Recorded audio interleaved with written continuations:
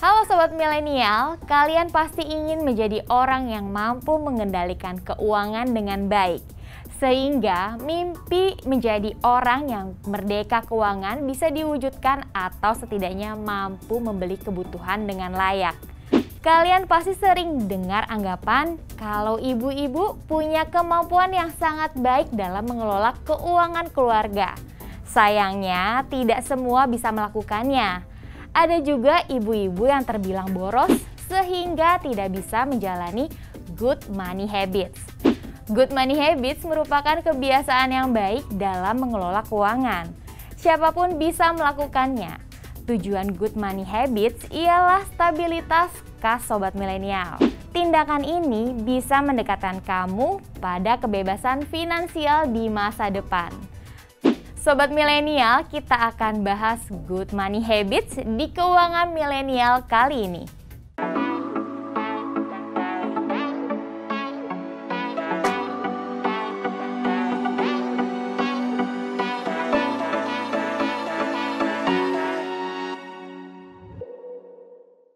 Pentingnya memiliki good money habits.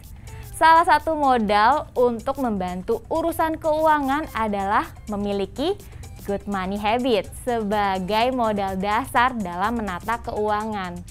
Ada pepatah berbunyi, old habits never die. Namun ternyata European Journal of Social Psychology menemukan bahwa kebiasaan manusia, terutama dalam hal urusan keuangan atau uang, dapat berubah dalam 66 hari. Menurut Pritagosi, hal ini juga berlaku untuk kebiasaan keuangan yang baik. Oleh karena itu, kamu perlu menerapkan good money habits. Namun, sebelum kamu memiliki kebiasaan ini, hal penting yang harus kamu miliki adalah kamu harus memiliki penghasilan yang konsisten. Dengan penghasilan yang konsisten, kamu akan lebih mudah dalam mengelola keuangan kamu dan menerapkan good money habits. Kebiasaan-kebiasaan keuangan yang baik. Menabung. Menabung adalah hal penting untuk dilakukan. Tidak heran kalau guru maupun orang tua sering membiasakan anaknya melakukan kegiatan ini sejak dini. Namun sayangnya, kebiasaan ini sering luntur di kemudian hari karena jarang dilakukan kembali. Sobat milenial yang belum terbiasa menabung, cobalah memupuk rasa itu setiap waktu. Menabung bisa memberikan efek bagus bagi keuangan. Tiap rupiah yang dialokasikan bisa dimanfaatkan sesuai tujuan awal. Langkah pertama untuk menabung adalah dengan memikirkan tujuan. Percaya atau tidak, ketika tujuan itu tercapai di kemudian hari, perasaan sobat milenial akan sangat senang. Keinginan untuk menabung menjadi terus terawat. Mungkin bagi sebagian sobat milenial yang belum terbiasa menabung akan merasa terbebani karena ada alokasi dana yang diperlukan. Padahal sebelumnya bisa dimanfaatkan untuk kebutuhan lain. Jika begitu, ada baiknya sobat milenial mencari tujuan dari menabung. Tujuannya agar kamu menjalaninya dengan perasaan ikhlas dan akhirnya tidak kapok melakukannya kembali. Pada tahap ini, sobat milenial yang belum terbiasa menabung harus menggairahkan semangat menabung dengan cara yang menyenangkan. Banyak cara yang bisa dilakukan dalam menabung agar terasa ringan, seperti menabung di celengan dengan nominal khusus sampai membuka tabungan berjangka.